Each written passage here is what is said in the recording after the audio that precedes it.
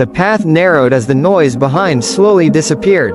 Concrete gave way to soil, and the air turned cool and alive.